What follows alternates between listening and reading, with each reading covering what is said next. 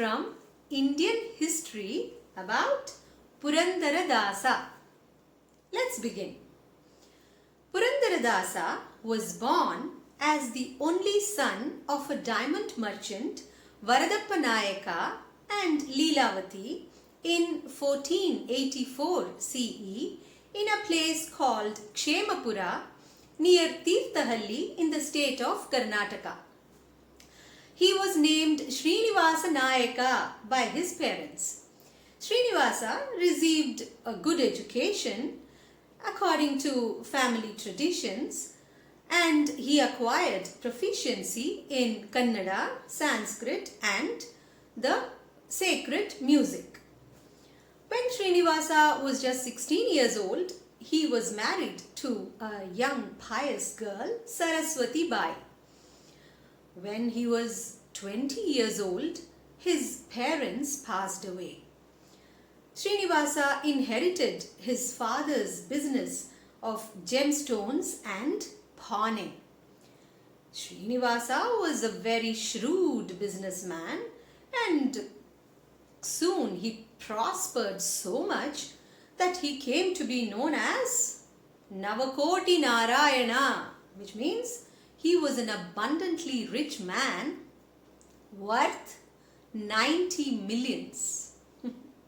Srinivasa was highly materialistic and miserly. One day, a poor Brahmin came to him and asked for help.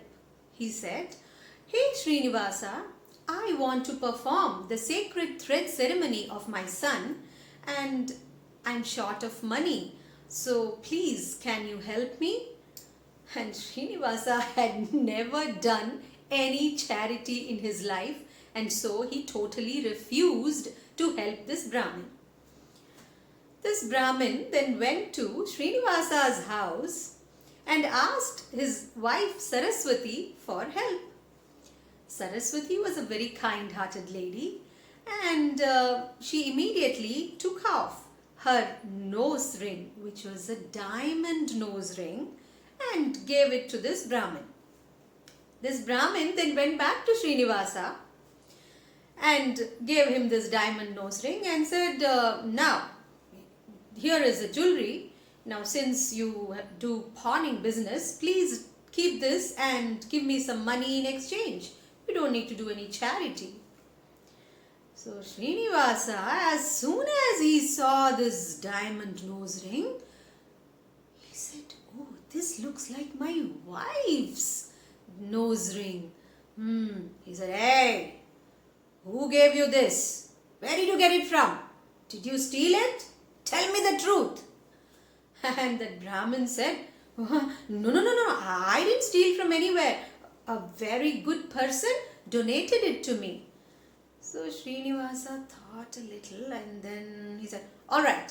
And then he put that nose ring inside a box and locked it, and then said to this Brahmin, "Sir, I have some very important work to do. I'll give you the money tomorrow. Okay? I have to shut the shop now. Please go now." And so the Brahmin went away. Srinivasa quickly closed his shop and he rushed home. And as soon as he reached home, he called out to his wife, "Saraswati!" And Saraswati came running and said, "What happened?" And Srinivasa noticed that her nose ring was missing. And he said, "Saraswati, where is your nose ring?" And then Saraswati, she was so scared. She said, because she knew that if that husband of hers comes to know that she had actually donated that nose ring to a poor Brahmin, he would definitely be angry. So she said, "Actually that nose ring, it broke, and so I took it off and kept it inside." So Srinivasa smiled and said, "Oh, I see. Saraswati, just go and bring that nose ring and show me now. Go." Saraswati was now terrified.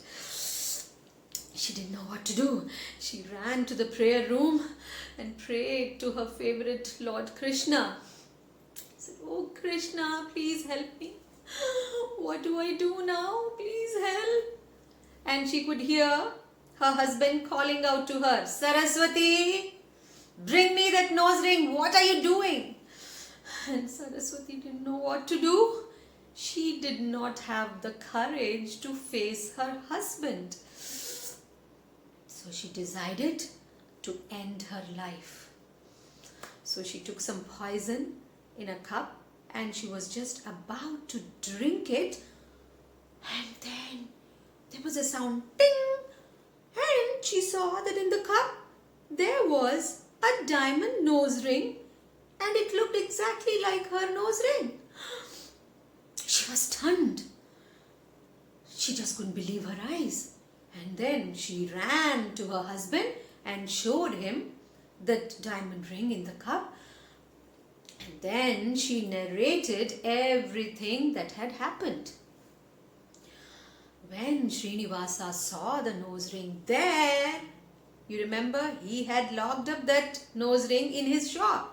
And here was a nose ring. He just couldn't believe whatever Saraswati was telling him. And then he said, "I must find that Brahmin." He rushed out. He looked for that Brahmin everywhere. But that Brahmin was nowhere to be found. And then Srinivasa and his wife Saraswati thought, definitely this must be Lord Krishna himself, who had come in the guise of this Brahmin for some purpose. And what was it? That was to make Srinivasa realize the worthlessness of attachment to worldly possessions. Srinivasa was 30 years of age at that time. He decided to give away all his wealth to charity.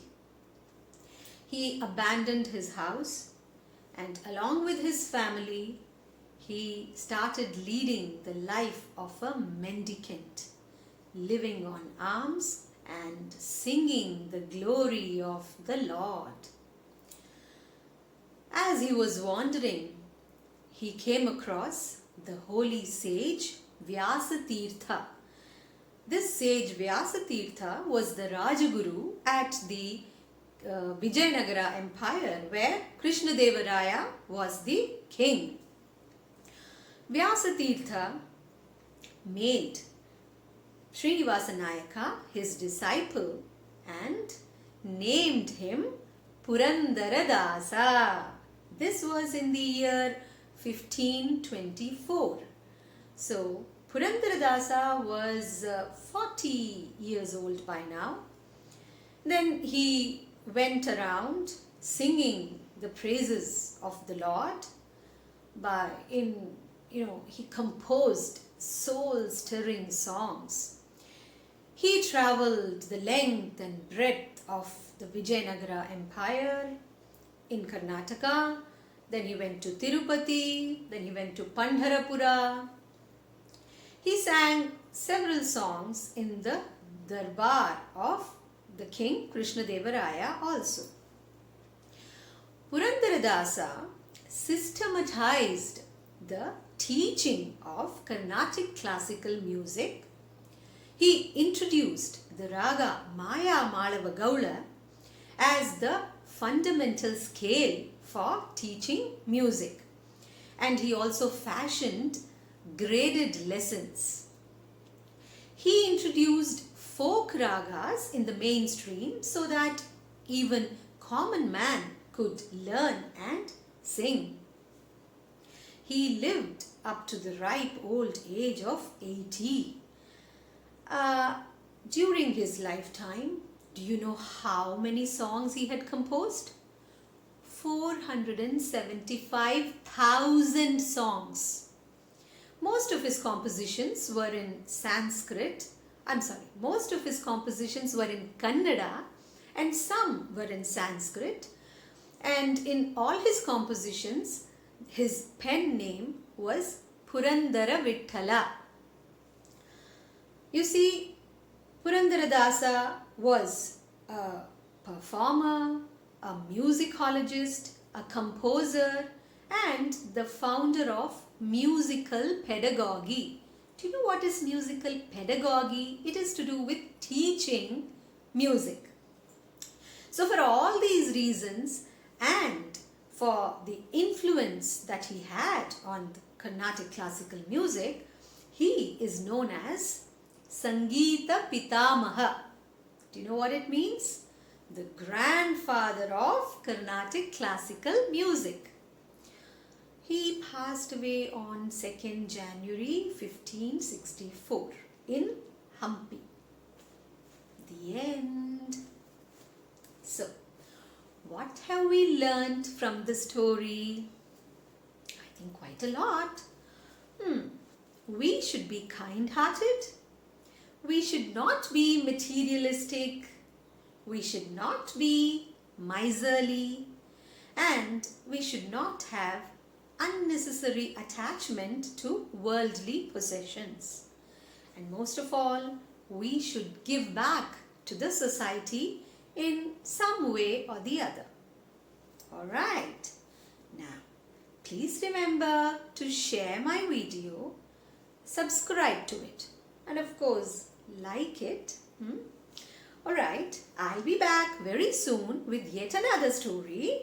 Till then, it is Madhavi Aunty saying bye.